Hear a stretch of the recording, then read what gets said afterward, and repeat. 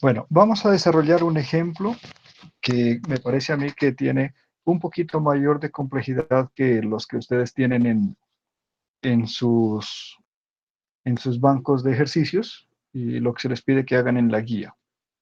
¿Sí? Y el ejercicio dice lo siguiente: construir un programa aplicando programación orientada a objetos que evalúe un número e informe si este número es un número perfecto, si es uno de los números de la serie Fibonacci, y que nos muestre los divisores y nos muestre la serie Fibonacci.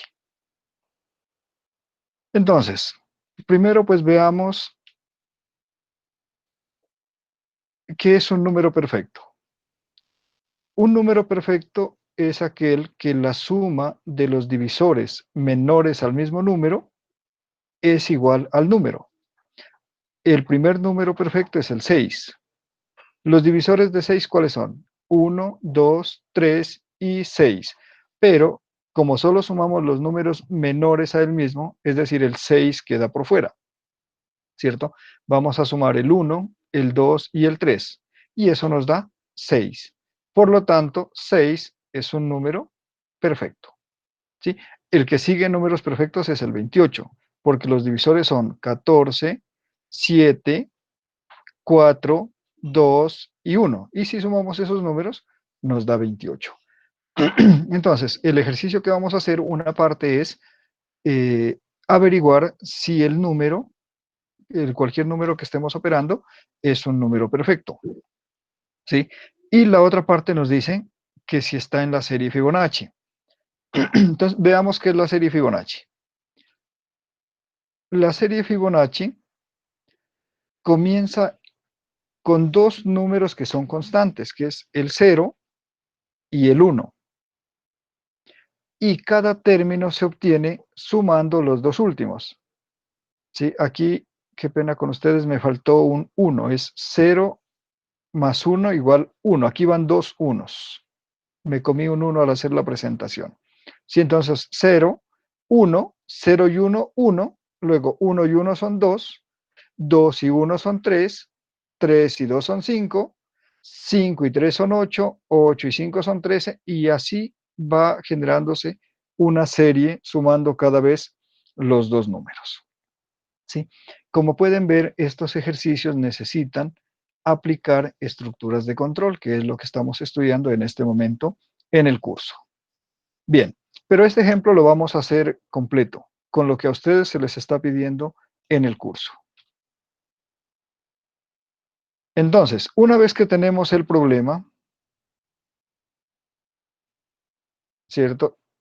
Sabemos lo que tenemos que hacer: construir un programa aplicando programación orientada a objetos que evalúe un número e informe si es un número perfecto, si es uno de los números de la serie Fibonacci, que nos muestre sus divisores, que nos muestre la serie Fibonacci hasta dicho valor. Ya sabemos que es un número perfecto, ya sabemos cuál es la serie Fibonacci. Entonces lo que sigue es el análisis de nuestro problema. Y una forma de hacer el análisis es mediante el análisis y especificación de requisitos. Miren, los requisitos no es otra cosa que identificar las tareas que el programa debe realizar y que revisten algún interés para el usuario, ¿sí? Entonces, ese problema que nos lo dan, que a veces puede parecer complejo, grande, enredado, lo tenemos que desglosar en subproblemas, en subtareas, en funciones concretas. Entonces, en este ejercicio vamos a proponer los siguientes requerimientos. Primer requerimiento: registrar un número, ¿sí? Entonces, la tablita tiene 4 columnas que ustedes ya las conocen. Tiene el número de requerimiento, tiene la descripción, tiene las entradas y tiene las salidas. Primer requerimiento: registrar el número, ¿sí? ¿Cuál es la entrada? Un número entero, cualquier número, el 5, el 10, el 20, el 30, cualquier número entero, ¿sí? ¿Y cuál es la salida? La salida no significa una salida necesariamente por pantalla, ¿sí? O una salida por impresora o una salida de internet, no. La salida es lo que obtenemos como resultado. Entonces, ¿qué vamos a obtener como resultado de este primer requisito? Un número almacenado en un atributo. Requerimiento número 2. Determinar si un número es perfecto. ¿Listo? Cuando establecemos los requerimientos, pensamos en qué hace el programa, no en cómo lo hace. ¿Sí? Por eso, en algunos ejemplos que ustedes me han enviado y me colocan ya los ciclos o me colocan las decisiones, pues eso no forma parte de los requerimientos. ¿Sí? Aquí nos preguntamos es qué es lo que hace el, el programa, qué tarea está desarrollando. Bueno, me dicen que no los dejo ingresar, pero ya no me aparece a mí las solicitudes de ingreso. Veamos si por acá las tenemos. Admitir. Listo. Admitir.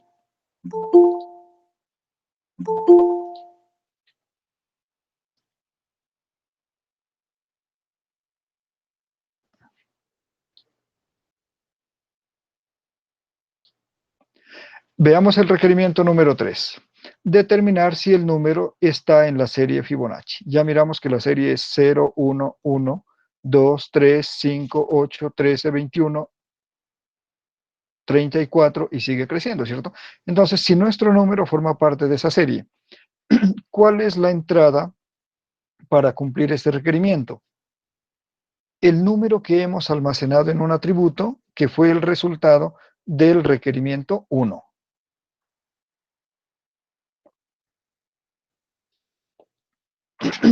¿Y cuál va a ser la salida de este requerimiento? ¿Sí? Cuando llevemos a cabo esta tarea, simplemente un verdadero o un falso, que nos informa si el número está en la serie Fibonacci o no está. ¿Sí? Cuarto requerimiento, listar los divisores. Entonces, esa es una tarea que el programa debe hacer, listar los divisores. ¿Sí? ¿Cuál es la entrada? ¿Qué necesitamos para llevar a cabo esta tarea? Pues un número, el número que hemos almacenado como atributo. Todo este ejercicio trata sobre un número, ¿cierto? ¿Cuál es el resultado? La lista de divisores. Y el último requerimiento, listar la serie Fibonacci. Igual, el insumo que necesitamos es el número almacenado en un atributo que lo obtuvimos al llevar a cabo el requerimiento 1. ¿Cuál es el resultado? La serie Fibonacci. Listo. Hasta allí los requerimientos. ¿Alguien tiene alguna pregunta sobre requerimientos? Si tienen preguntas, háganlas, por favor.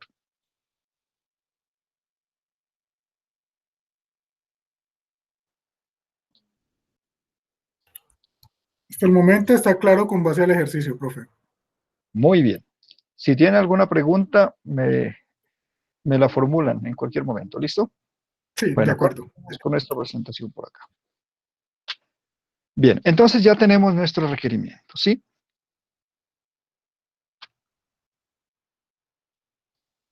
Lo que sigue es elaborar nuestro diagrama de clases. A esta clase le he llamado número, ¿sí? Y los atributos que tienen, solo tiene uno, número, ¿cierto? Es el único dato que tengo que guardar. Entonces, miren, aquí voy a insistir un poco en la parte conceptual, ¿sí? En programación orientada a objetos, el concepto más importante es objeto.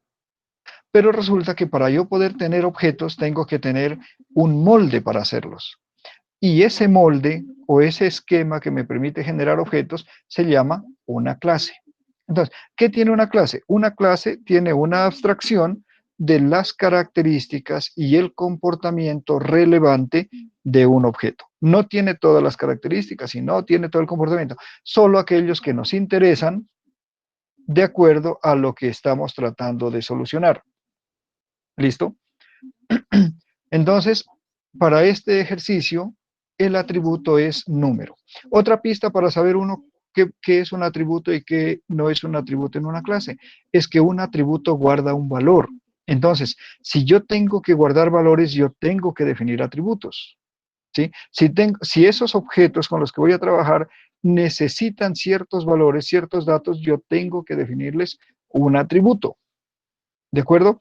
Les pongo un ejemplo de otro contexto. Si yo estoy haciendo un ejercicio y en ese ejercicio tengo el concepto de empleado, ¿listo? lo más seguro es que de ese empleado yo necesito conocer algunas cosas. Por ejemplo, necesito conocer su cédula, necesito conocer su nombre y necesito conocer su sueldo, ¿cierto? Entonces, esos datos que yo necesito conocer y que necesito mantener y que voy a necesitar consultar son atributos, ¿cierto? Son datos en torno a ese empleado. Entonces los tengo que definir. Si a mí en un ejercicio me dicen que tengo que tener una cuenta bancaria, pues lo más seguro es que en esa cuenta bancaria yo necesite un número de cuenta y necesite también un saldo, ¿sí? Esto como pistas para que podamos identificar adecuadamente los atributos. Entonces, todo tiene su razón de ser, ¿cierto? Entonces, cuando hacemos nuestro diseño, pues tenemos que tener los atributos que necesitamos. No tener menos porque nos faltarían datos luego en el ejercicio o en el desarrollo del programa, y no tener muchos porque no van a ser útiles. Entonces, los que voy a necesitar. En este ejercicio, como miramos en los requerimientos, para cada requerimiento yo necesito tener un número almacenado en un atributo. Entonces, tengo que definir ese atributo.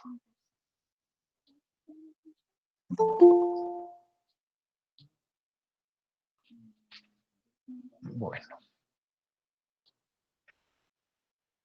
Entonces, miren, para algunos que de pronto todavía estén atrasaditos con la parte del diseño de las clases, una clase se representa gráficamente mediante tres rectángulos. El primer rectángulo tiene el nombre de la clase y el nombre de la clase comienza con letra mayúscula y luego sigue minúsculas. No puede tener caracteres especiales, no puede tener espacios, en fin. Si tuviera el nombre de la clase dos palabras, ¿cierto? Porque puede haber dos palabras, por ejemplo, empleado banco, ¿cierto? Entonces las dos palabras se escriben juntas y cada palabra comienza con letra mayúscula. El segundo rectángulo corresponde a los atributos. Miren, los atributos lo importante de los atributos es que yo los nombre, siempre comienzan con letra minúscula, ¿sí? Y allí es donde vienen nombres, apellidos, direcciones, teléfonos, sueldos, notas, lo que sea. Todos los atributos van a poder guardar un valor. Entonces, cualquier valor que usted necesite guardar en torno a un objeto, le tiene que definir un atributo. Miren ustedes que aquí el atributo tiene un signo menos a la izquierda. ¿Alguien puede decirme qué significa ese signo menos? Que el atributo es privado. Ajá, es Muy privado bien, el el atributo. atributo es privado. Entonces, ¿pero qué tiene eso de privado? Miren, ¿qué significa?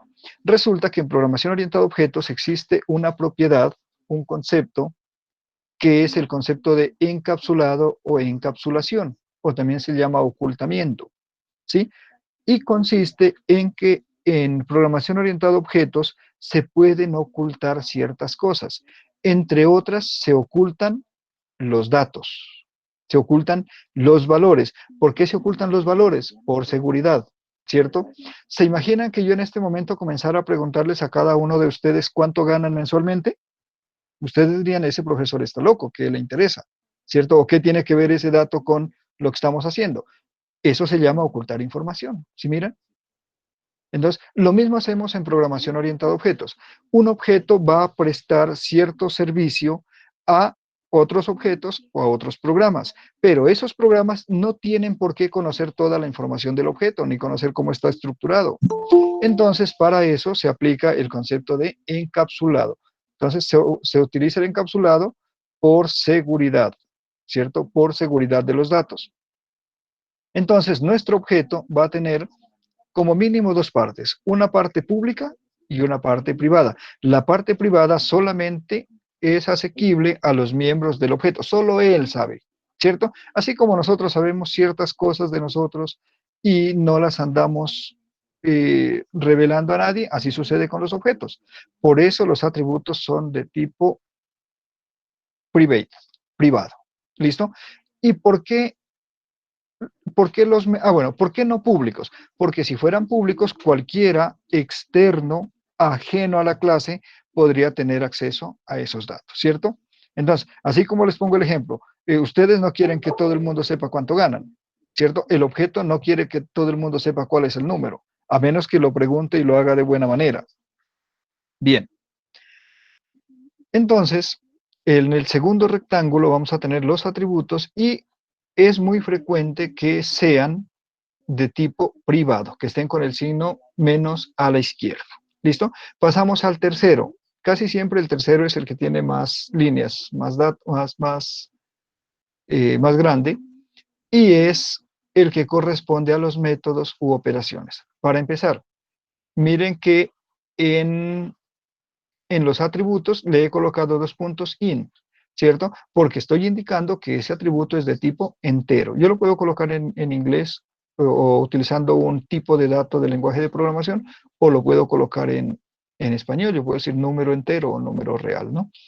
Pero en este caso he colocado que es in. Entonces se aumenta información, además de decir que es privado, diciendo de qué tipo es. Y observen que en el tercer rectángulo todas las líneas terminan con paréntesis, ¿sí? Los métodos o las operaciones llevan paréntesis. ¿Por qué? Porque en realidad son funciones, ¿cierto? Dentro del programa son funciones, hacen algo. Entonces,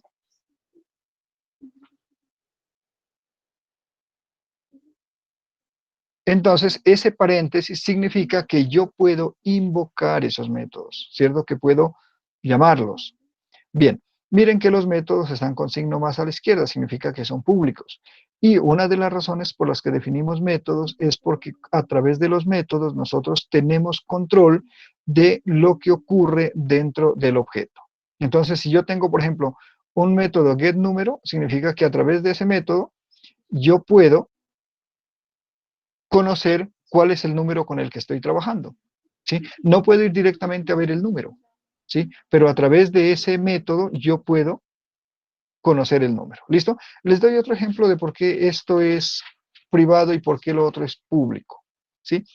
Imagine que usted va a un restaurante, ¿cierto?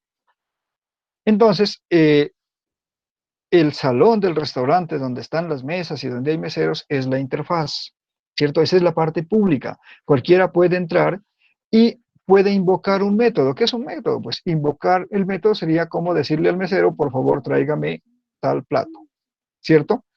Porque lo está haciendo a través del método que está definido para acceder a ese producto. ¿Qué sería lo contrario? ¿Se imagina que usted fuera al restaurante y pasara directamente a la cocina y se sirviera lo que quiere? ¿Cierto? Eso es inadmisible. Lo mismo ocurre acá con los objetos. Por eso es que los atributos los definimos como privados, ¿sí? Imaginen el restaurante. Entonces, todo lo que está adentro, la olla con el arroz y con la carne y el pescado y eso es privado. O sea, usted no puede acceder a ello a menos que haga uso de alguno de los métodos que están definidos para que usted pueda obtener ese servicio o ese producto. Entonces, eso es lo que significa el encapsulado. Bien, entonces miren, este es nuestro diagrama de clases. En este caso solo necesitamos una clase, no necesitamos más, ¿cierto? En algunos casos he mirado que a partir de los requerimientos me colocan otras clases. Por ejemplo, que alguien me hubiera colocado aquí la clase Fibonacci, ¿cierto? O que me coloque la clase número perfecto. No, esas no son clases, ¿sí? En este caso, lo único que necesito es una clase que es número, que tiene un atributo que es un número y tiene el método setNúmero para poder colocar el número, getNúmero para poder obtener el número, es perfecto para poder verificar si cumple esta condición, es Fibonacci para saber si está dentro de la serie y tengo dos métodos listar que son los que me muestran información. Bien, ¿alguna pregunta hasta aquí? Sí, señor, tengo una consulta. Por favor. Cuando se tiene un ejercicio en el cual se piden múltiples operaciones matemáticas, por ejemplo, suma, resta, división, radicación, ¿se puede hacer en una sola clase, como en este ejemplo, o toca hacer una clase por cada operación? No, esa podría ser, son métodos, ¿no? Mire, sumar, restar, multiplicar, dividir, esas son operaciones.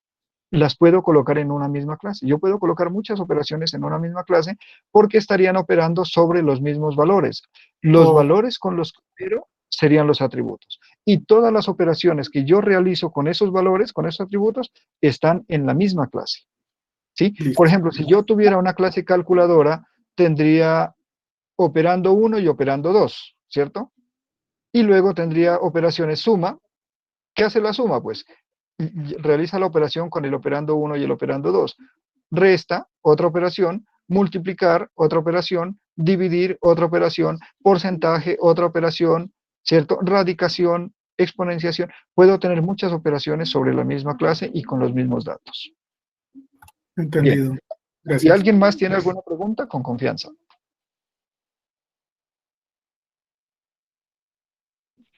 Ninguna, tutor, prosiga. Veamos.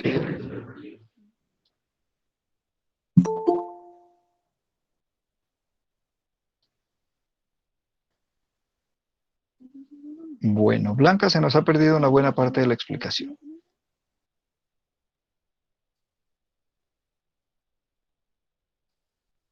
Listo, María Fernanda pregunta lo del get y lo del set. Miren,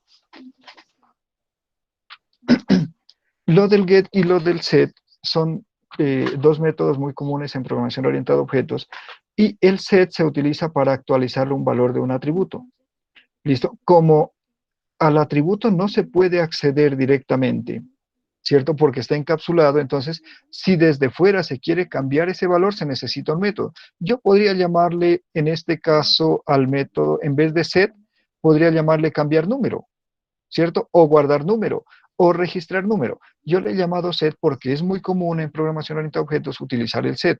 Si ustedes empiezan a ver los métodos de las clases que ya están definidas, van a encontrarse con un set, que es el que coloca un valor, y un get, que es el que toma el valor. El get es igual a leer. Entonces, si yo quiero colocar un número en este atributo, voy a utilizar un set. Y si quiero obtener el valor de este atributo, voy a utilizar un get. Entonces, es común utilizar set para poner un valor en el atributo y get para leer o para recuperar o para obtener el valor de ese atributo. Listo, María Fernanda, espero lo haya podido explicar con claridad. ¿Listo? Pero no tienen que ser set y get, ¿de acuerdo? Si usted quiere llamarle registrar y quiere llamarle leer, está bien. Lo importante es que usted tenga una operación de actualización del atributo y otra operación para obtener la información desde el atributo. Bueno, vamos a continuar. Tutor, una pregunta. Siguiente diapositiva. Tutor, una pregunta. Sí, señor. Eso siempre es necesario, o sea, colocar un método get y set.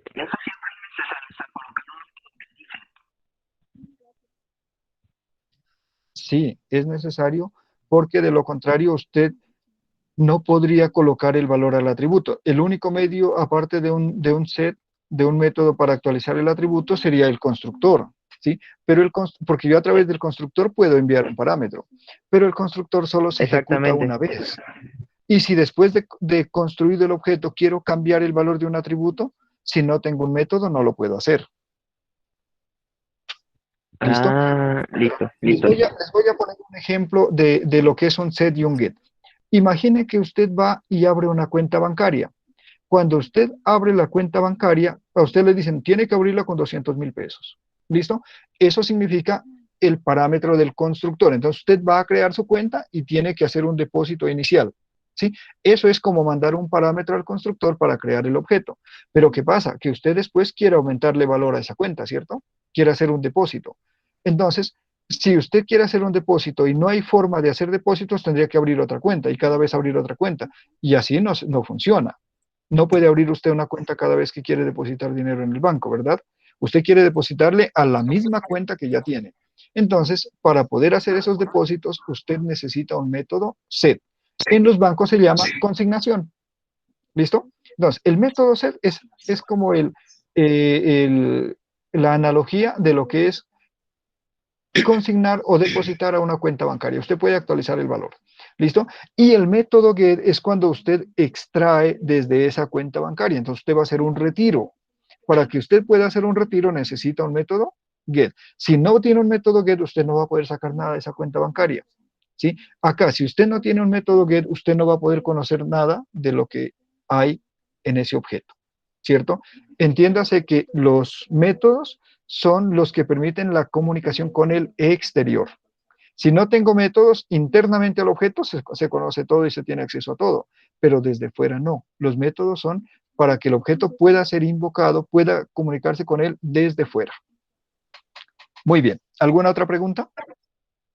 Tutor, ¿Sí? aquí como no tan de acuerdo a lo que están hablando, entonces estaría bien, por lo menos yo aquí tengo uno que dice ya en línea, ¿no? Es que ahí en línea es que por lo menos yo me he confundido. Tengo public, string, número cuenta, entre llaves, get, punto y coma, set, punto y coma, public, string, usuario, entre llaves, get, punto y coma, set y cierro llaves. ¿Sí estaría entonces bien depositada así en la línea? Lo que usted Sí, está comentando. está definiendo métodos get y set. Sí, es correcto. Sí, sí, lo que preguntaba de rato los compañeros que si era necesario. Entonces sí es necesario eso siempre porque yo estuve viendo eso. Si es necesario. Ajá. Por lo general, por cada atributo tenemos que tener un método get y un método set. A menos que el atributo vaya a ser constante, que yo lo pueda crear el objeto con el valor de ese atributo y ya no lo necesite cambiar, ¿cierto? Si es constante, no necesitaría un método set, pero siempre voy a necesitar un método get. Ah, o sea que así sea, si, no, si es constante, entonces tiene que aparecer get. Sí, el get sí, porque si no, no podría usted consultar ese valor. Ah, ya, ok, correcto. Gracias, tutor. Bueno, sigamos.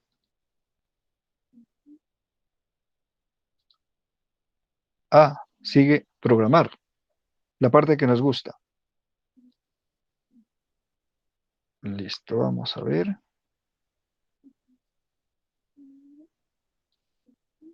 Vamos a cerrar aquí.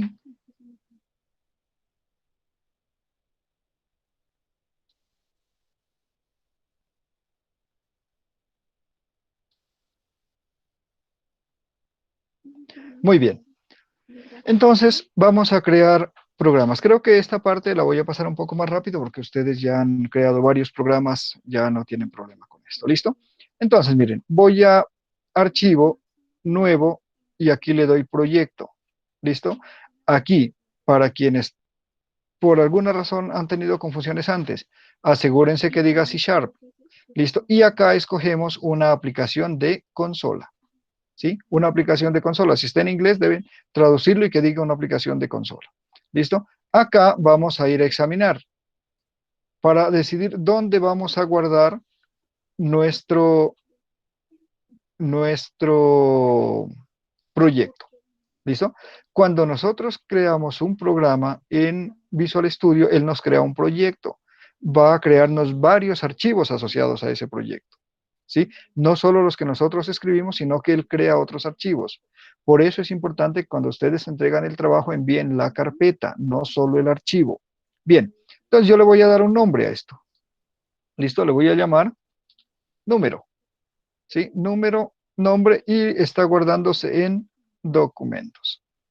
¿Listo? Lo creamos.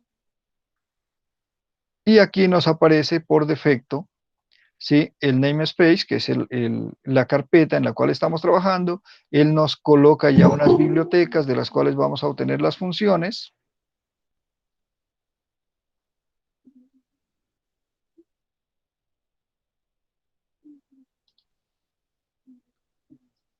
Listo. Y seguimos. ¿Sí? Y por defecto él nos muestra la clase program y el método static void main. ¿Sí? Bueno, algunos de ustedes han hecho programas solamente en el static void main. ¿Sí? ¿Cuál es el problema si yo hago todo el código aquí? Que no estoy utilizando programación orientada a objetos, estoy utilizando solamente programación estructurada. ¿Listo? Porque no estoy definiendo ninguna clase, o sea, no estaría yo definiendo esto, miren. Esto es la programación orientada a objetos. Esta es una clase. Y de esa clase yo voy a instanciar un objeto. Si no he definido una clase y no estoy instanciando un objeto y no tengo métodos para invocar el objeto, significa que no estoy en programación orientada a objetos. ¿Sí? Entonces, yo sí voy a utilizar el main para invocar el objeto, para crearlo, para pasarle datos, ¿cierto? Pero sobre todo debo crear una clase. Entonces, para crear la clase nos vamos por acá. Yo lo hago por este lado, también se puede hacer por archivo nuevo y le digo agregar. ¿Dónde está el agregar? Aquí está. Y le digo que voy a agregar una clase. ¿Sí? Y aquí le voy a cambiar el nombre a la clase. pero tengan en cuenta de no cambiar la extensión. La extensión tiene que ser CS, que significa C#. ¿Listo? ¿Cómo se va a llamar mi clase? Le puedo llamar de cualquier manera, pero es bueno que las clases sean mnemotécnicas, es decir, que tengan algo de sentido de acuerdo a lo que hacen. ¿Sí? Así que le voy a llamar tal cual la tengo en el diagrama de clase. Mi clase se va a llamar número. ¿Listo? Y ahora observen ustedes, acá arriba tengo la pestaña de program y la pestaña de número. Así que yo voy a poder interactuar con las dos. Y acá en la derecha también tengo número y tengo program. ¿Listo? Así que puedo pasarme a la que yo quiera. Bien, entonces miren, ya creé mi clase número. ¿Listo? En esa clase número yo tengo que implementar lo que tengo diseñado acá, pues porque para eso es el diseño, ¿cierto? Y además ese diseño debe ser coherente con mi tabla de requerimientos, ¿cierto? A veces me he encontrado con unas tablas de requerimientos con muchísimos requerimientos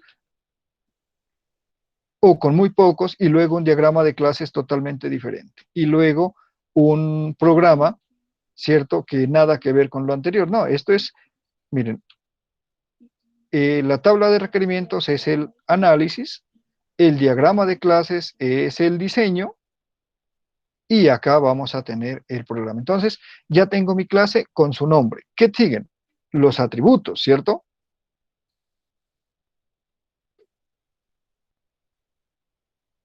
Voy a definir mis atributos.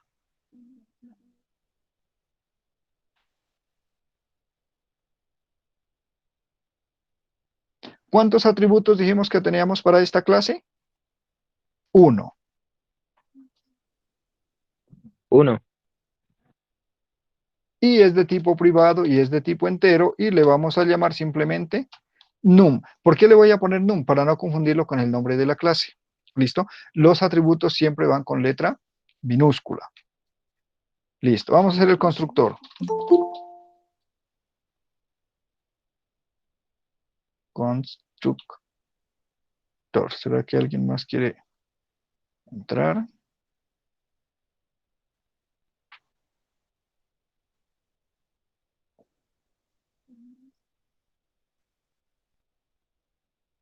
El método constructor es un método especial. No se puede invocar, solamente se ejecuta cuando se crea el objeto, es decir, cuando le decimos new al objeto, ¿sí? Y siempre tiene el mismo nombre que la clase. Y como es constructor, va a ser invocado desde fuera, siempre tiene que ser public. ¿Listo? El mismo, va a ser public, va a ser el mismo nombre de la clase, y el cuerpo, pues ya nosotros le decimos qué es lo que queremos que haga. Entonces, a este primer constructor que no tiene parámetros, le voy a decir que num es igual a 0, ¿cierto? Significa que si yo simplemente le digo new número, él me va a colocar 0 en num, ¿sí? Pero voy a crear otro.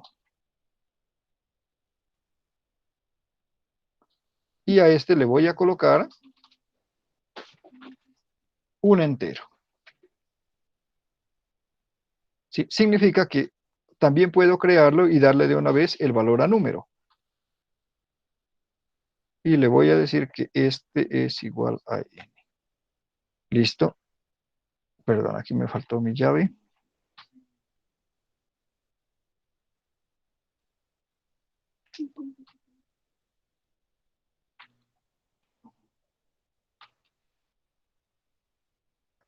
Bueno, después de tener mi constructor, empiezo con los métodos que ya he definido en mi diagrama de clases.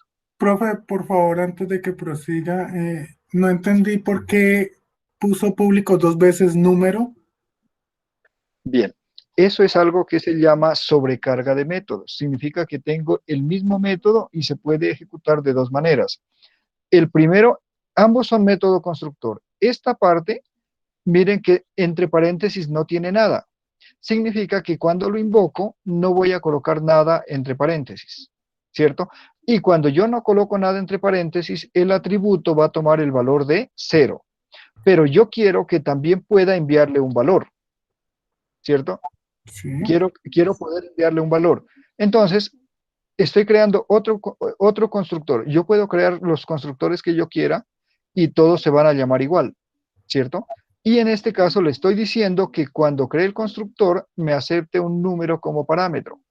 Y ese número n es el que voy a asignar al atributo. Entonces, yo le puedo decir new número y entre paréntesis colocarle el 5. Significa que acá me va a guardar el 5. ¿Sí? A eso se le llama sobrecarga de métodos. O sea que puedo tener el mismo método implementado de diferente forma y va a hacer cosas diferentes. Una pregunta entonces. Si en dado un caso me piden que ingrese más de un solo valor, me tocaría entonces crear varios constructores para cada uno de esos valores. Si fuesen, por ejemplo, 5 valores, tendría que hacer para 5 o con un solo método puedo llamarlo para 5 diferentes. Por lo general, nosotros creamos un constructor sin parámetros y otro constructor con parámetros. Pero como el constructor no se puede invocar, ¿cierto? Sí. Solamente se ejecuta automáticamente cuando coloco new y el nombre de la clase, ¿sí? Entonces yo no puedo utilizar el constructor para enviar un número y luego enviar otro número y luego enviar otro número, porque en realidad se crearían 5 objetos diferentes, ¿sí? Ok, Entonces puedo tener uno sin parámetros y otro con todos los parámetros que necesite pasar. Pero no puedo mandar parámetro 1 en una vez y parámetro 2 en otra. No, eso no se puede. ok, vale, gracias. Ok, vamos a ver, creo que alguien más quiere ingresar. Lady. Bueno, ahora que ya llegó Lady, escribamos el método set. ¿Les parece? Entonces, este método también va a ser public. Acuérdense que declaramos como public todos los métodos que les colocamos el signo más, ¿cierto? Y aquí le voy a decir que este método no me devuelve nada. Void significa que no me devuelve nada. ¿Sí? Y se llama setNum. ¿Sí? Como voy a colocarle algo, este método debe recibir un parámetro, ¿cierto? Le voy a decir que recibe un entero en la variable n. Y aquí le voy a decir simplemente que num es igual a n. Miren, si ustedes miran el interior es similar al constructor, solo que este método yo lo puedo invocar todas las veces que quiera, mientras que el constructor no lo podía invocar todas las veces que quisiera, solamente se invoca cuando se crea. ¿Listo? Y creamos aquí nuestro método get. ¿Sí? El método get sí nos tiene que devolver un valor. Siempre los métodos get devuelven un valor que es del mismo tipo que hemos definido el atributo, perdón, get no. ¿Listo? Y los métodos get obviamente no tienen parámetros, porque solamente van a sacar algo. ¿Listo? Aquí le vamos a decir return num. Bueno, aquí hay algo importante que hacer notar por si alguno de ustedes no lo haya notado. Miren, los métodos que tienen void no necesitan return, pero los métodos que tienen un tipo diferente a void necesitan siempre retornar algo. ¿Listo? Bueno, miren, les voy a mostrar cómo yo normalmente hago los programas. Yo los voy probando poco a poco. Porque si yo escribo un programa de 300 líneas y cuando he acabado de escribir la línea 300 voy a probar y me empieza a salir errores en la 5, en la 10, en la 15, en la 20, ¿cierto? Eso es muy difícil de corregir. Pero yo puedo ir corrigiendo método por método. Entonces lo que voy a hacer acá es que voy a venir a mi método main y lo primero que voy a hacer es crear un objeto. Y mi clase se llama número, ¿verdad? ¿Sí? Entonces, de esa clase número voy a declarar un objeto que se va a llamar mi número. Puedo llamarlo como quiera, se llama mi número. Y este objeto es igual a new, lo estoy creando de una vez, puedo hacerlo en pasos separados o de una vez allí, new número. ¿Sí? Y como aquí, este new número significa que estoy invocando el método constructor, por eso debe ir con paréntesis. ¿Listo?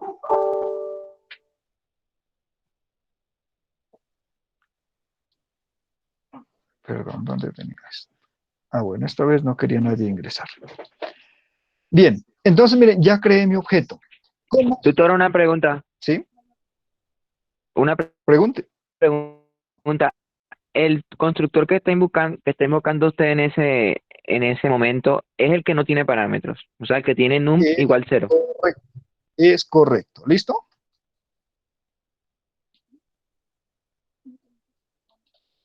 Listo. Entonces, si yo quiero ubicar el otro constructor, debería entonces colocarlo con un parámetro. Es totalmente correcto. Listo. Entonces, mira, voy a mostrar aquí WriteLine, ¿cierto? Para mostrar un mensaje y voy a decir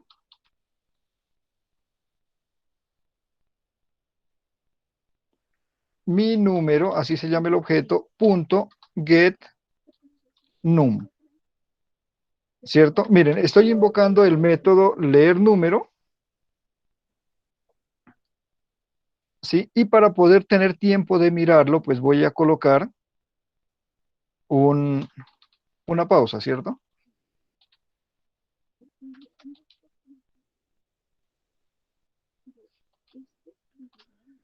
Vamos a ver entonces si hemos hecho las cosas bien. Vamos a ejecutar aquí.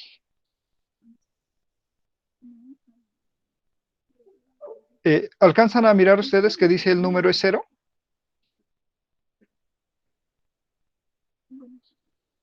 No sé si aquí me permita aumentar el tamaño de la fuente. Sí, Sí, sí. sí, señor. Sí, señor, sí se ve. Sí se ve, ¿no? Tamaño 20, ahí. Listo, el número es 0, mire. Entonces, ¿por qué? Porque invoqué este constructor que ya me perdí dónde lo dejé, acá. Este constructor fue el que invoqué porque no le di ningún parámetro. ¿Listo? Ahora hagamos la prueba y en vez de mandarlo con este vacío, le voy a mandar aquí el 7. ¿Listo? Entonces ahora estoy invocando el segundo constructor. Ahora, como ya le coloqué un n ahí entre paréntesis, se ejecuta es este. ¿Listo? Vamos a ver si es cierto. Y me dice que el número es 7. ¿Listo? Ahora, Tutor, y si yo independiente quiero de lo que, que yo pueda hacer, ¿sí? y si yo quiero que, por ejemplo, el parámetro que recibe el constructor sea un dato que me ingrese el usuario por consola, debería entonces colocar el, se me fue la palabra, el método,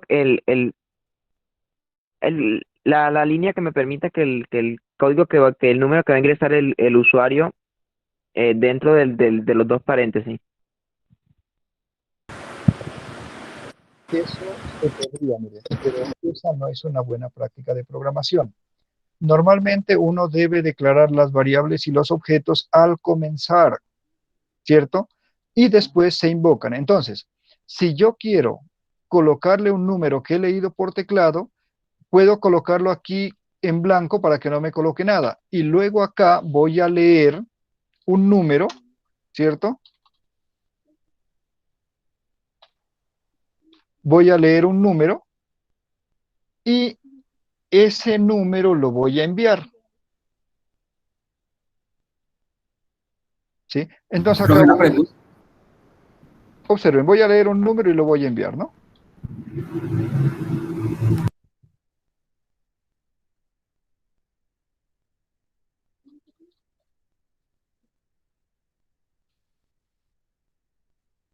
Listo, vamos a leer un número y lo vamos a enviar. Vamos a decirle que x es igual.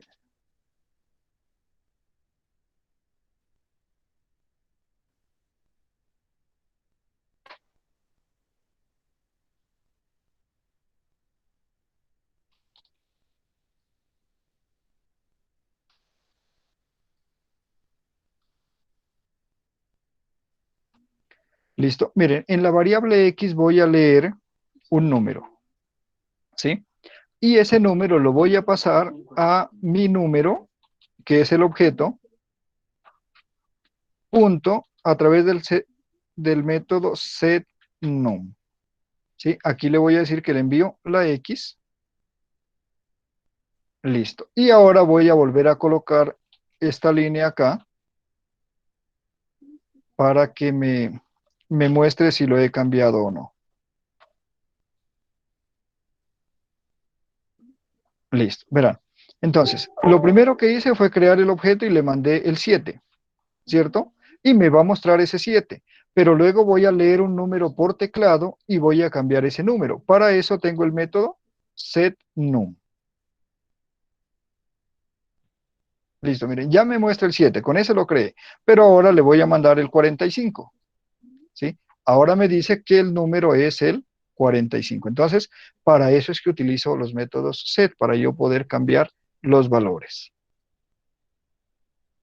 Bien, entonces Y, miren ustedes y que el programa automáticamente, hemos probado, el programa ¿cierto? automáticamente me lee el constructor con parámetro. Sí, porque lo tenemos definido acá, ¿no? Si yo no tengo definido aquí, lo que tengo aquí, no. O sea, yo tengo aquí creado un constructor con parámetros. O sea, lo que pasa es que se invoca la clase, o sea, se invoca el nombre que le dio a la clase en el instanciamiento, en el Aquí. método program, en la clase program, se invoca ese objeto que se llama mi número, se invoca el método de la clase. O sea, el método de la clase, ¿cuál es? Es set, set, ¿qué fue? Set, bueno, ese set algo. Setnum. Setnum, aquí Setnum, está. o sea, se invoca ese método de esa clase por medio del objeto que creó. Así es. Ajá. Pero cuando doy new, estoy invocando el constructor, ¿no? Siempre que doy new y luego el nombre de la clase, estoy invocando el constructor. Ahora, yo puedo colocar este 7 aquí porque acá yo escribí un constructor que recibe un parámetro, ¿sí? Si yo no hubiera creado este y solo hubiera creado este y le doy el 7 allí, me generaría un error. Muy bien. Sigamos entonces escribiendo nuestro programita, ¿listo? ¿Qué más hacía nuestro programa? Nos decía si un número es o no es perfecto, ¿listo? Entonces aquí vienen las estructuras de control, miren, que es la parte que estamos trabajando en este momento, ¿sí? Porque para yo saber si un número es perfecto, tengo que recorrer desde el 1 hasta ese número, tengo que verificar si el número es divisor de ese valor y sumarlo, ¿sí?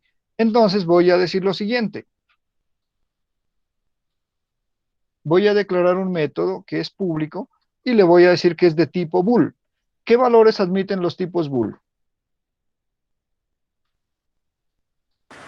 ¿Es true or false? Decimales. ¿Verdadero o falso? True or false. Ok, correcto. ¿Listo? Entonces, voy a crear un método que me dice si es perfecto, ¿sí? Y me dice solamente si es verdadero o falso. Listo. ¿Cómo escribo este método? Voy a declarar un entero que le voy a llamar acumulador y lo voy a comenzar en cero. ¿Para qué es este acumulador? Para sumar. ¿Listo? O quizá debería llamarle suma, pero el concepto de las variables que permiten ir guardando valores a través de diferentes operaciones se llaman acumuladores. Es un tipo especial de variable. Entonces, miren, defino esta variable y ahora voy a utilizar un ciclo. Creo que ustedes ya tuvieron un CIP anteriormente con la profe Natalia y ella les explicó los ciclos, ¿cierto? Hay ciclo while, ciclo do while, hay ciclo for. Vamos a utilizar un ciclo for, ¿sí? El for me dice que puedo comenzar una variable en un valor y llevarla hasta otro valor, formando así un recorrido de un intervalo y que puedo decirle cómo cambia esa variable. ¿Listo? Entonces le voy a decir que utilice la variable i, que la comience en 1, porque el divisor más pequeño es 1, ¿cierto? Y que esa variable cumpla la condición de ser menor a número. Entonces voy a decir que i sea menor a número. ¿Por qué tiene que ser menor a número? Porque resulta que si suma el número, ya no es perfecto, ¿sí? Me explico. Los números perfectos, por ejemplo, tenía acá el 6.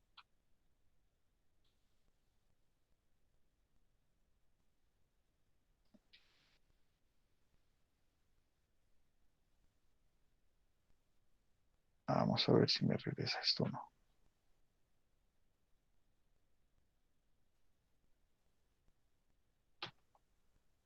Miren, si tengo el 6, los divisores son 1, 2, 3 y 6, pero el 6 no lo puedo contar, sino los números menores a él, o sea, el 1, el 2 y el 3. Por eso la condición es que sea menor, ¿cierto? Menor a número. Y le voy a decir que se incremente de 1 en 1. Para decirle que vaya de 1 en 1, le puedo decir y más más. ¿Listo? Ahora, ese ciclo que me hace? Me hace un recorrido del 1 hasta un número antes de num. ¿cierto? Si num vale 6, va de 1 a 5. Si num vale 28, va de 1 a 27. Sí, pero todos los números menores no son divisores. Yo tengo que saber cuáles son los divisores. ¿Y cuál es un divisor? Aquel que al dividirlo me sobra 0, ¿cierto? Por ejemplo, 6 para 2 a 3 sobra 0, pero 6 para 4 a 1 y sobran 2. 4 no es divisor de 6. Entonces aquí necesito utilizar una sentencia para establecer una condición. Y esa sentencia es if. ¿Cuál es la condición? Que número dividido para i, que es la variable que me va haciendo el recorrido, sea igual a 0. ¿Sí? Que número dividido para i sea igual a 0. Es decir, que al dividirlo no me sobre nada. Si se cumple esta condición, voy a decir que esa variable que declaré allá arriba, que se llama cum, sea igual a cum más i, ¿cierto? O sea que solo me va a sumar los divisores. Los demás números no los va a sumar, los va a dejar pasar.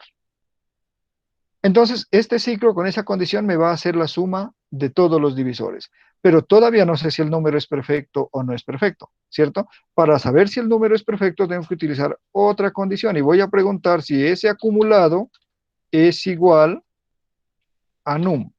Es decir, si esa suma me dio igual al número, entonces el número es perfecto y voy a retornar un valor verdadero. Si no, voy a retornar un valor falso. ¿Listo? Y vamos a probar este método desde programa. ¿Listo? Voy a decirle aquí, le voy a pedir que me muestre si el número es perfecto.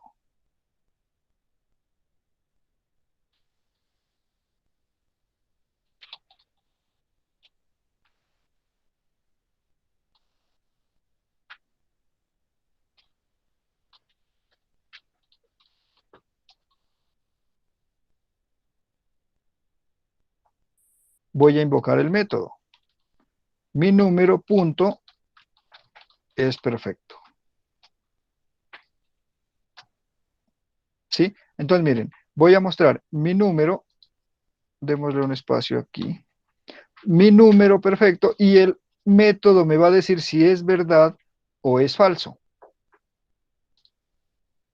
¿Listo? Hemos dejado el 7, no le hemos cambiado nada. Ahora preguntemos por el 6. ¿Listo? Me dice el número es el 6, número perfecto, true. O sea que sí es perfecto el 6, ¿cierto? Ya sabíamos que sí era perfecto el 6. Ahora probemos con otro. ¿Qué número creen que sea perfecto? Uno a la vez. El 10, está El bien, probemos 28. el 10. El 10 no es perfecto. Y miren ustedes que hasta allí nuestra clase va funcionando.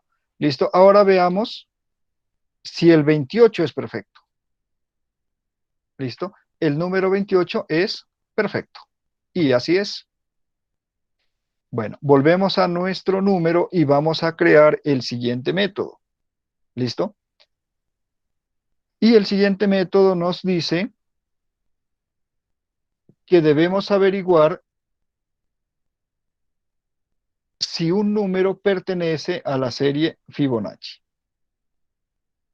¿Listo? Vamos a ver entonces si un número pertenece a la serie Fibonacci.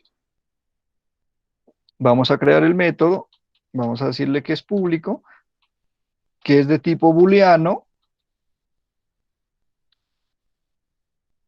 y le vamos a llamar es Fibonacci. ¿Listo? Para saber si este número pertenece o no a la serie Fibonacci, vamos a utilizar otro ciclo. Utilicemos el ciclo while. Pero antes de eso yo necesito declarar unas variables. Voy a decir que declaro la variable a y que la inicializo en 0. Voy a declarar la variable b y la inicializo en 1. Voy a declarar la variable f, la de Fibonacci, ¿cierto? Y también la voy a inicializar en 0. ¿Por qué la inicializo en 0? Porque 0 y 1 me da 1. Si la inicializara en 1, me pasaría directamente al 2. Y resulta que la serie es 1, perdón, es 0, 1, 1. Listo. Y como lo que yo quiero es saber si el número está o no está en esa serie, necesito una variable de tipo bandera, se llama, una variable que me guarda un estado, ¿cierto? Y esa bandera la voy a llamar Fibo. Voy a declararla de tipo bool, la voy a llamar Fibo y la voy a poner false. Significa que la bandera está abajo. Pero cuando yo genere la serie Fibonacci y compare con el número, si encuentro que un término de la serie es igual al número, voy a levantar la bandera y así al final sabré si lo encontré o no lo encontré. ¿Listo? Entonces vamos a utilizar un ciclo while. Anteriormente utilizamos un for, ¿sí? Un ciclo while y la condición le vamos a decir que se ejecute mientras f sea menor o igual a num. Vamos a colocar llaves porque aquí hay varias instrucciones dentro, ¿sí? Y ahora vamos a preguntar si f es igual a num. Si f es igual a num, ¿qué pasaría?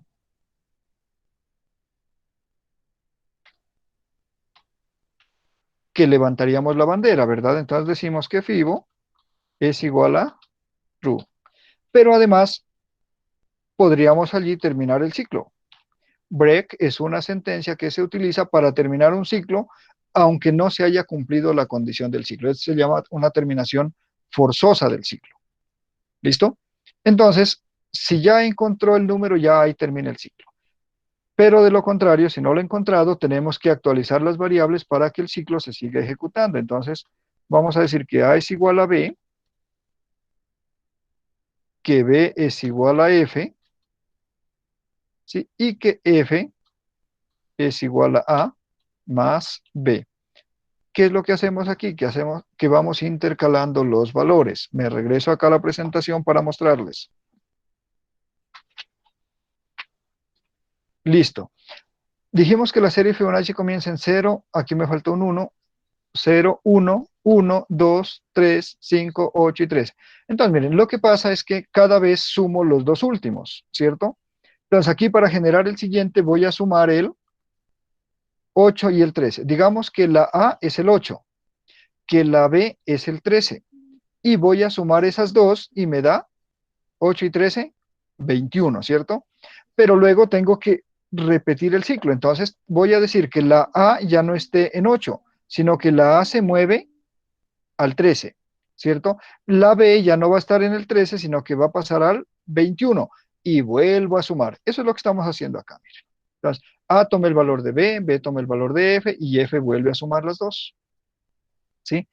Termino aquí mi ciclo y ¿qué voy a retornar? Voy a retornar la bandera, Fibo, ¿cierto? Porque esa bandera, si está arriba, significa que el valor sí está en la serie Fibonacci. Pero si no está arriba, significa que el valor no está. O sea, va a ser false. ¿Listo? ¿Les parece si probamos hasta allí este método? Entonces vamos a program y ahora vamos a averiguar si ese número está en la serie Fibonacci. ¿Listo? Voy a copiar este para que me rinda más escribir.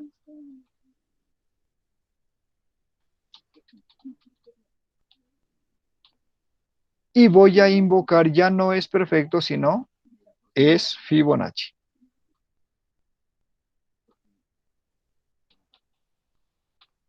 ¿Listo? Entonces, el primer método invocaba a este de aquí de es perfecto.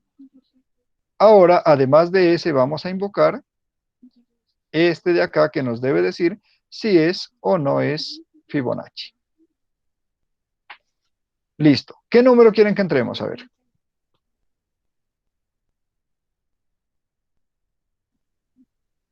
15. 45. El 15, muy bien. Enseguida probamos con el 45, ¿vale? Resulta que el número que entramos es el 15, allí nos lo muestra, me dice que no es un número perfecto y además no está en la serie Fibonacci. ¿Listo? Probemos con el 45. 45. ¿Es perfecto? No, y no está en la Fibonacci. Bueno, probemos con el 13, que sabemos que sí está en la Fibonacci. ¿Listo? Listo, entonces el 13 no es perfecto, pero sí está en la serie Fibonacci. ¿Sí? Y ahora probemos con el 28, que sabemos que es perfecto, pero no sabemos si está en la Fibonacci.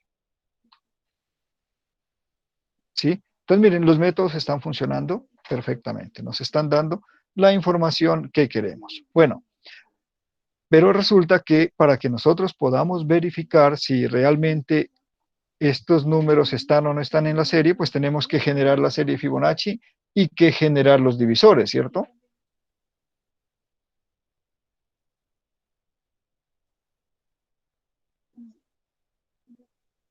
Entonces vamos a hacer esos métodos.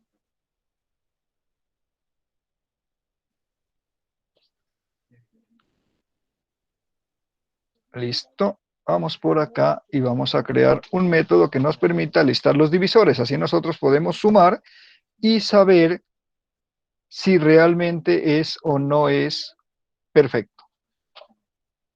Digámosle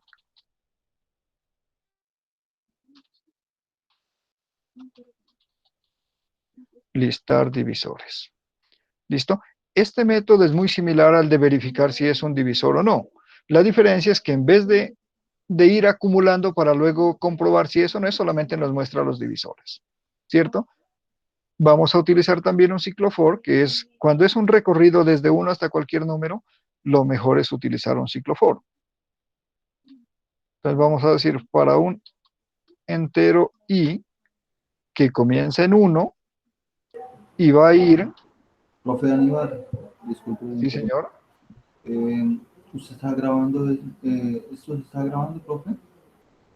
Yo espero que sí esté grabando. Yo le di por allí grabar, espero que me haya hecho caso. Sí, sí, tutor, ahí dice grabando. Perfecto, gracias. ¿Listo? El if lo necesitamos. ¿Por qué lo necesitamos? Porque el ciclo nos hace un recorrido desde 1 hasta el número, ¿cierto? Por ejemplo, si el número es el 10, nos va a hacer un recorrido del 1 al 10, pero todos los números del 1 al 10 no son divisores de 10. El if es para mostrar solamente los divisores, ¿listo? Entonces vamos a decir si número porcentaje i es igual a 0, eso significa si da una división exacta, entonces lo vamos a mostrar en pantalla.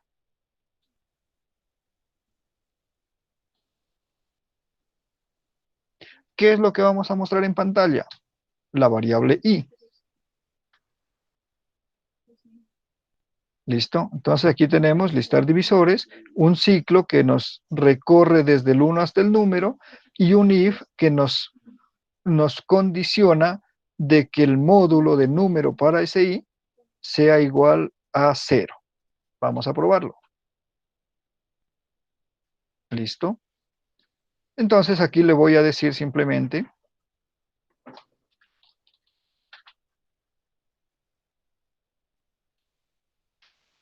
que nos salte un par de espacios y que nos muestre los divisores.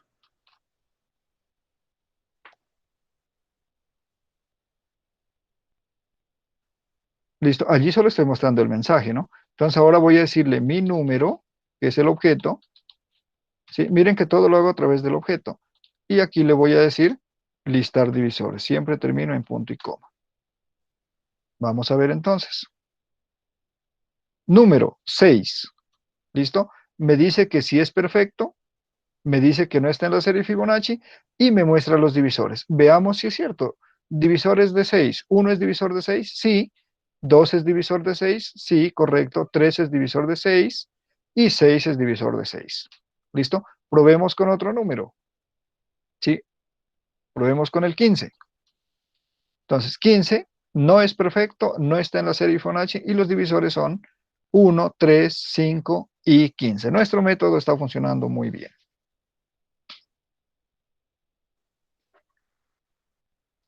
¿Recuerdan nuestro diagrama de clases?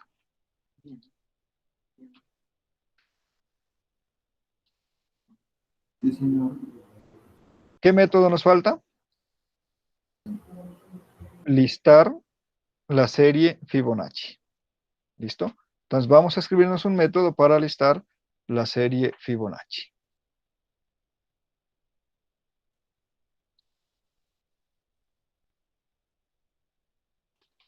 Digámosle public void porque no va a retornar nada. Perdón, aquí es listar Fibonacci.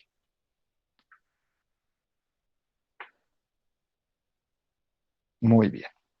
Ya utilizamos el ciclo for, ya utilizamos el ciclo while. Listo, esta vez vamos a utilizar el ciclo do. ¿Sí? Entonces, a diferencia del otro que utilizaba una bandera para decirnos si era o no era, en este método no vamos a utilizar bandera, simplemente vamos a ir mostrando los números. ¿Listo? Entonces digamos que in A es igual a 0. Esto parece 2 puntos en vez de punto y coma. In B es igual a 1. In F es igual a 0. Listo. Y ahora vamos a hacer nuestro ciclo do. Listo. El ciclo do tiene dos partes, ¿no? El do para comenzar el cuerpo del ciclo y while al final con la condición para terminar el ciclo. Vamos a decirle que termine cuando f sea menor o igual a, o sea, que se repite mientras f sea menor o igual al número. Cuando ya no se cumple esa condición, ya no se repite más. Y recuerden que el método do while sí termina con punto y coma, ¿no? Después del while. Los demás no llevan punto y coma. ¿Sí? Entonces, digámosle que nos muestre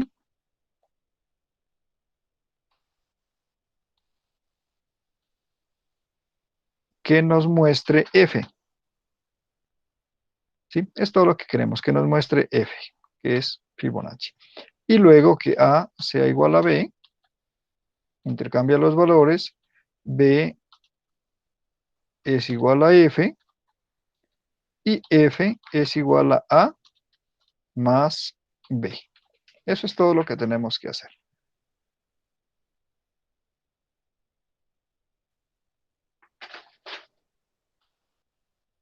Listo. Iniciamos las variables, vamos mostrando dentro del ciclo, vamos cambiándolas. Vamos a ver. Vamos a program y ahora digámosle que nos muestre la serie Fibonacci.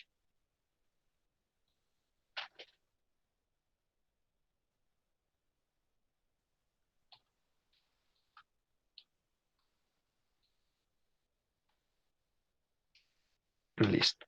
Entonces ya no le vamos a decir listar divisores, sino listar Fibonacci. ¿Listo? Miren que todo esto lo hacemos a través de mi número, que es el objeto de la clase número que está acá arriba.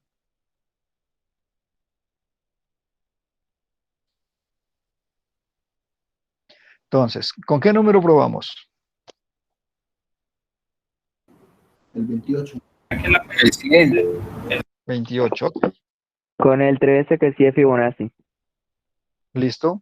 Entonces, miren, el número que probamos es el 28, ahora probamos con otro. Nos dice que el 28 sí es número perfecto, pero que no está en la serie Fibonacci, y aquí nos muestra los divisores, y si nosotros sumamos 1 más 2 son 3, más 4 son 7, más 7 son 14, más 14 da 28. El 28 ya no lo tenemos que sumar, ¿cierto? Perfecto. Y la serie Fibonacci es esta, miren, 0, 1, 1, 2, 3, 5, 8, 13 y hasta 21. ¿Por qué no nos muestra después el número que sigue? Porque el que sigue es 34 y el límite que pusimos es 28. Entonces nos muestra hasta el anterior al número, ¿no? Listo. ¿Con qué número probamos? 40. Vamos a ver. 40 no es perfecto, no está en la serie Fibonacci y aquí nos muestra y podemos verificar, ¿cierto? 1 y 2 son 3 y 4 son 7 y 5 son 12 y 8 son 20 y 10 son 30 y 20 50. Se pasó, ¿sí? Y acá está la serie y llegó hasta el 34. Listo, muy bien. ¿Preguntas, señores, señoritas? Profe, yo le pediría que me explicara un poquito más sobre lo del void, no volviera otra vez a repasar lo del void. Voy. Y static void en el net. Ajá. Miren, cuando yo utilizo, cuando yo declaro un método, ¿sí? La forma de declarar un método es esta, miren.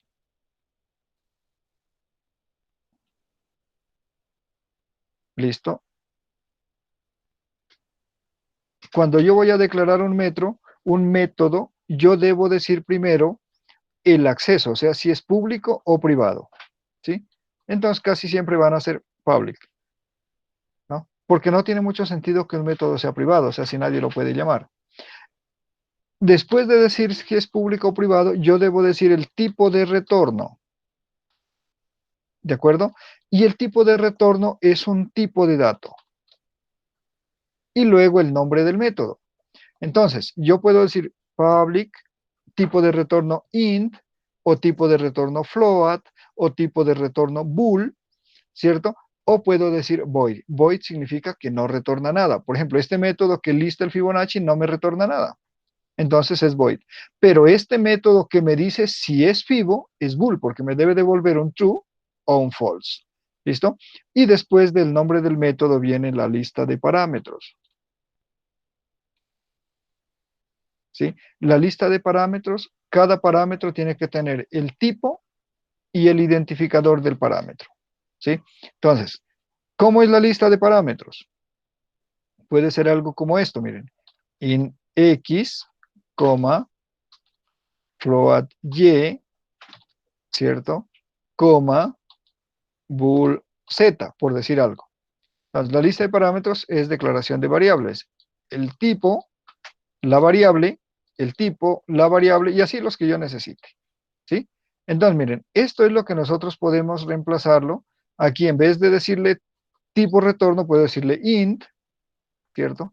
O puedo decirle float, o puedo decirle string, ¿sí? Y el nombre del método, pues ahí sí ya el que corresponda, ¿cierto? Listo.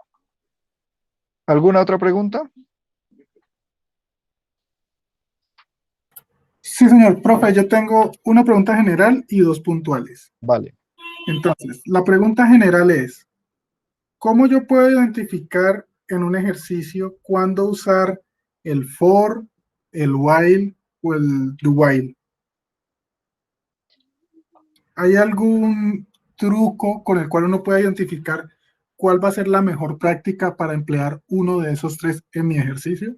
Aquí Sí. yo entendí cómo se desarrolla, pero pues no sé en qué casos específicos se deba explicar, se deba aplicar y que no genere pues confusión. Miren, estos ciclos tienen cada uno tiene una particularidad. Tenemos esto. Este ciclo for, en su definición, me dice que una variable comienza en un valor inicial y va hasta un valor final con una serie de incrementos regulares, ¿cierto? Entonces, si usted tiene que repetir cosas, pero que están sobre una variable que se mueve desde un valor inicial hasta un valor final, usted puede utilizar un ciclo for. Por ejemplo, si le dicen que procese las notas de 10 estudiantes, significa que va a ir del estudiante 1 al estudiante 10. Eso lo puede hacer con un for. ¿Listo? Sí, señor. Siempre que vaya a recorrer un intervalo numérico, utiliza un for. Pero ahora, listo, imagine que le dicen que usted realice un proceso, ¿sí? Pero que el proceso termina cuando el usuario introduzca 0. Por ejemplo, en los menús, ¿no? Uno coloca un menú y tiene opción 1, opción 2, opción 3, opción 4, opción 5, salir. Significa que ese menú se va a repetir hasta que el usuario introduzca el 5. ¿Sí? Sí, Entonces señor. allí no me sirve un for. ¿Por qué? Porque el ciclo no va de 1 a 5. No. El usuario puede entrar 10 veces la opción 1. Ok. ¿Sí? Pero solo cuando entra a las 5 termina. Entonces, en ese caso yo puedo utilizar un while, ¿cierto? Un while, que creo que por acá arriba lo utilicé, ¿cierto? Puedo utilizar un while, ¿sí? Pero entonces cuando yo utilizo un while, el while lo primero que hace es evaluar la condición. Entonces, si me dicen que el ciclo se ejecuta hasta que el usuario entre el 5, significa que cuando yo empiezo debo decirle que la opción es cualquier número diferente de 5, ¿cierto? Entendido. Porque cuando el usuario entre el 5 se termina. Entonces, miren, si yo puedo establecer la condición por anticipado, yo puedo utilizar un while. La diferencia entre while y do while es el momento de evaluar la condición. Entonces, miren, en este yo entro al ciclo, pero la condición la evalúo después de haber hecho operaciones. ¿Sí? Ok. El while y el do while funcionan de manera muy similar. Pero si yo no puedo establecer la condición inicial, entonces utilizo do. Hago lo que tengo que hacer y al final le evalúo a ver si necesito hacer otra repetición o no. Entonces, por ejemplo, para un menú, lo más práctico es un do while, porque usted muestra las opciones, no sabe cuál ha escogido el usuario, las muestra, ¿cierto? Y luego pone la condición. Si el usuario escogió la opción 5, que es salir, pues termina. ¿Sí? Si escogió 1, 2 o 3 o 4, ¿qué pasa? Que él vuelve. Ok. O sea, es como cuando le va a preguntar el sistema, ¿usted quiere seguir con otra transacción, por ejemplo, en un cajero? Correcto. Entonces, Entonces, esa miren, en esos transacción, si usted casos, quiere seguirla, eso va con un do while, porque es, después de que es el usted más hace adecuado. una transacción, le pide otra, si quiere ser otra. Si no, dice no y se acaba. Exacto. Y mire que para la primera operación no le pregunta, ¿cierto? Entonces es esto, mire, él entra sin preguntarle nada, realiza aquí lo que tiene que realizar y solo después evalúa la condición para saber si debe volver o no. Entonces, en ese tipo de cosas, lo más práctico es un do while. ¿Listo? Listo. Por ejemplo, miren, el ejercicio de la tabla de multiplicar, ¿cuál es el ciclo más indicado?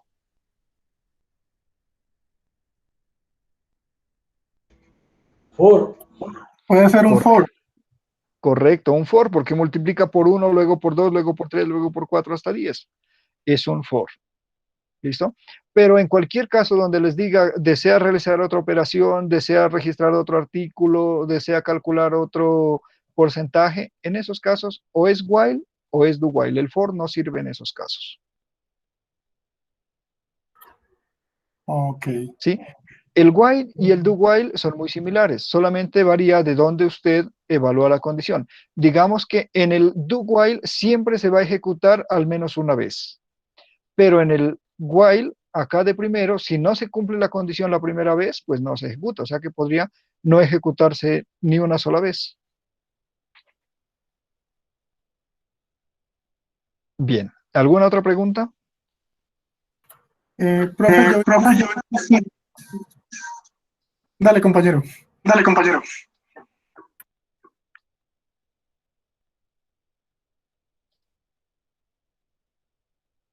Profe, yo vi que usted utilizó un break. ¿Me recuerda qué es lo que hace el break? Con mucho gusto. Break tiene dos funciones. Uno, si ustedes ya utilizaron la sentencia switch, que es para decisiones múltiples, entonces el switch permite ponerle fin a una alternativa y comenzar la otra, ¿no? Ese es el break, perdón. Y también se utiliza para salir forzadamente de un ciclo. Entonces, si usted está en un ciclo que dice que debe repetirse 10 veces, pero a la quinta vez usted ya encontró lo que estaba buscando, ¿para qué va a repetir de ahí en adelante? ¿Cierto? Entonces se sale del ciclo. Entonces, ese break lo que hace es que le permite salirse del ciclo, aunque no se haya cumplido todavía la condición del for o del while. Ok.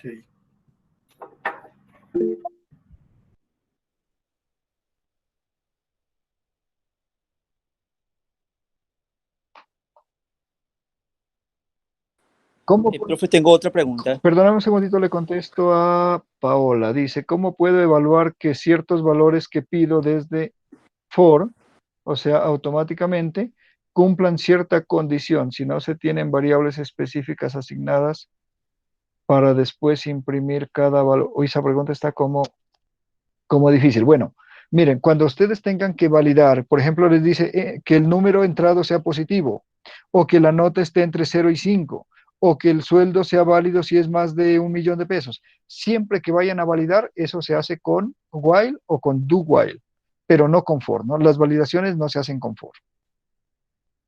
Paola, no comprendo bien su pregunta, a ver si me amplía un poco. Profe, tengo una pregunta. ¿Listo? Eh, tengo dos clases. ¿Puedo en una clase llamar al método de la otra clase?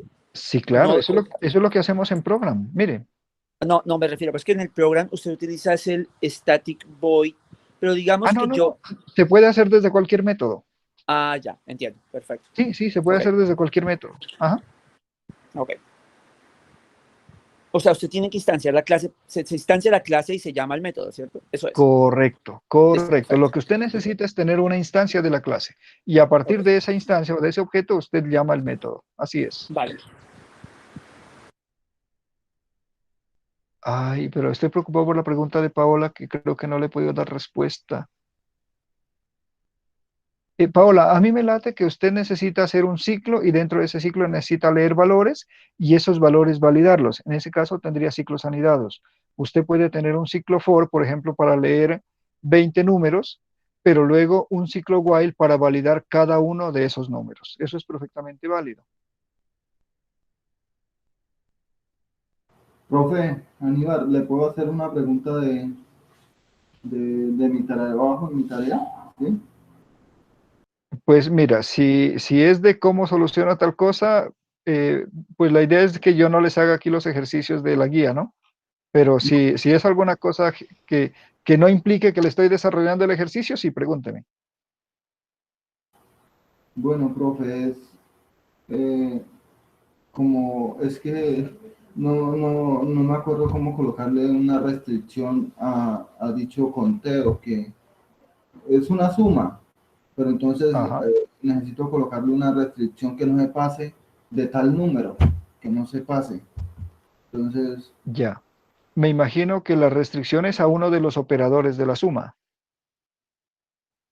a uno de los ¿cierto? operadores, O sea, por ejemplo, va a sumar un número, pero ese número tiene que estar entre 50 y 100, algo así. no, al resultado. No, sí, es correcto. Claro, porque es que el resultado, usted no tiene control del resultado, depende de los operandos que le dé. Miren, para validar un número, lo que ustedes primero hacen es una condición.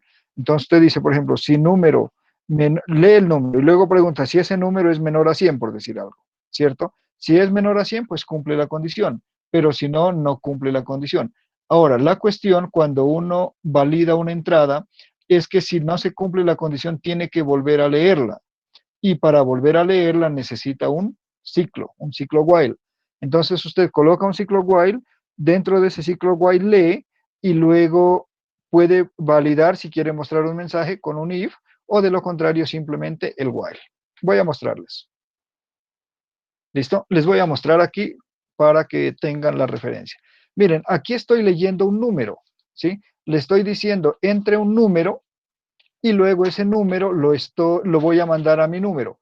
Pongamos una condición, ¿listo? Una condición.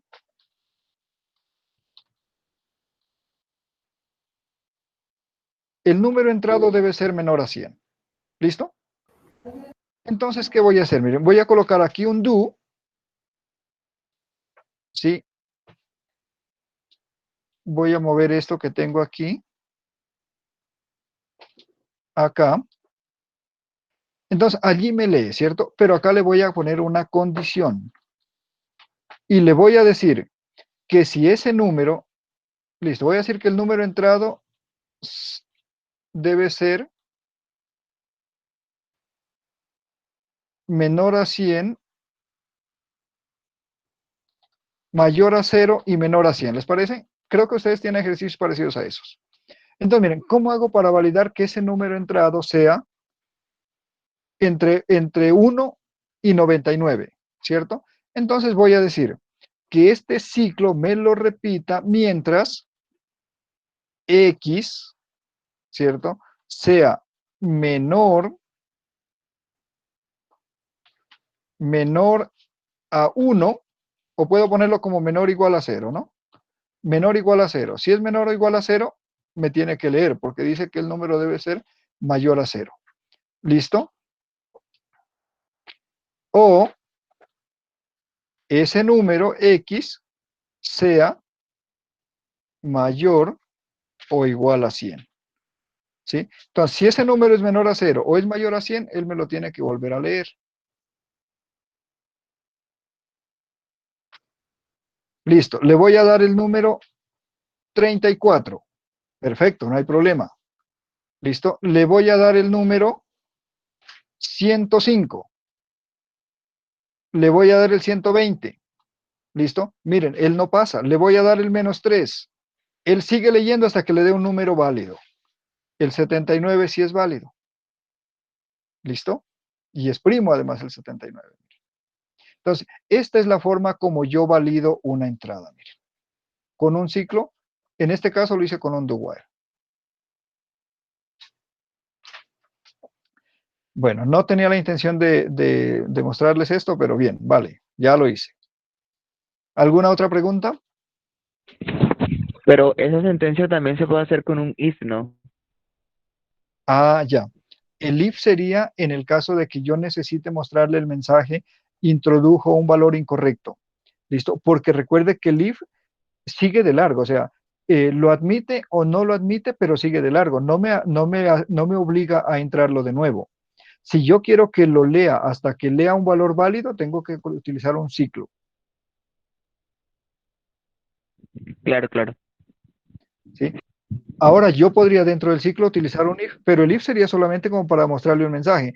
El valor es incorrecto, el valor no es válido. ¿Sí? Para eso utilizaría un if dentro del ciclo. Pero realmente lo que me obliga a repetir la operación hasta que entre un valor válido es el ciclo. Lo voy a enfocar nuevamente para que lo tengan ustedes en la grabación. Miren, aquí está el ciclo que valida que la entrada esté entre 1 y 99. Bueno, ¿hay alguna otra pregunta o podemos ya dar por terminada nuestra sesión? Una feliz noche para todos. Gracias, profe. Bueno, me siento complacido de que hayamos tenido 24 estudiantes, ¿sí? Espero que este ejemplo que he hecho y lo que he ido explicando mientras lo hacía, pues les sea de utilidad. Así que estuvo bien nuestra sesión, ha valido la pena. Sí, señor. Entonces, muchas gracias por participar, muchas gracias por asistir. Les deseo buena noche y muchos éxitos. Tutor, Gracias a ¿hay ustedes. alguna asistencia ya que yo entré un poco tarde y no sé si hubo o no? No hice ninguna lista. Estoy pasando para que vean la grabación, ¿cierto? Para que miremos quiénes son los que asistieron, pero no, lo que pasa es que esto es como voluntario, ¿no? Es decir, quienes pudieron participar, pues está bien, algunos otros querrán ver la grabación y pues los que no pueden o no quieren, no pasa nada. Profe, y una pregunta por si tengo alguna duda, ¿cómo puedo ponerme en contacto con usted? Jason Candia, se ve que no está en ninguno de mis grupos, allí en el Skype, ¿no? Mi Skype es aníbar.chávez. Yo soy tutor del curso, solo que todos ustedes pues no están en mis grupos. Pero igual yo les contesto en la medida de lo posible a cualquiera que me escriba al Skype, ¿no? Aníbar.chávez y entre paréntesis dice docente UNAT, ese es mi Skype. Vale, profe, muchas gracias. Bueno, Profe, muchas gracias. entonces descansen, hasta la próxima. Una consulta, profesor. Sí, señor. En los requerimientos vi que en este ejercicio no fue tan explícito como en la primera tarea, o sea, que en algunos puntos decía consultar número ingresado, mostrar número ingresado, etcétera. ¿No es necesario en esta tarea?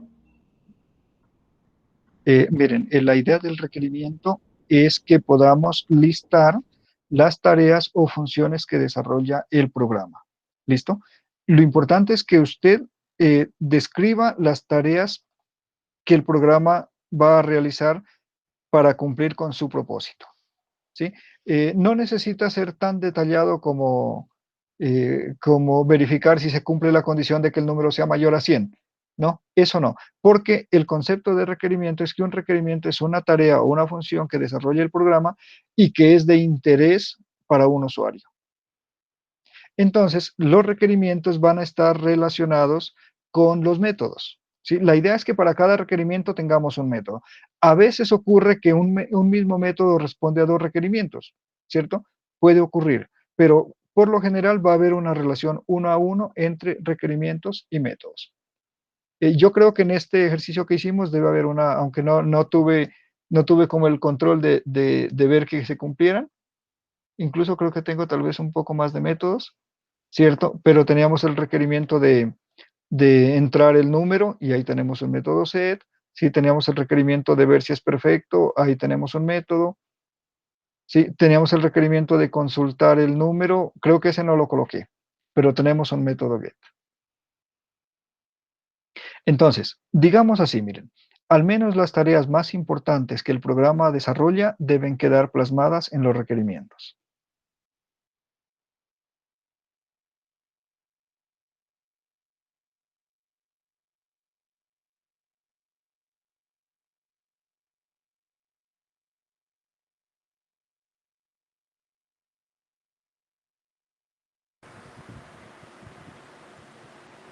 Pues listo, profe, muchas gracias. Con mucho gusto.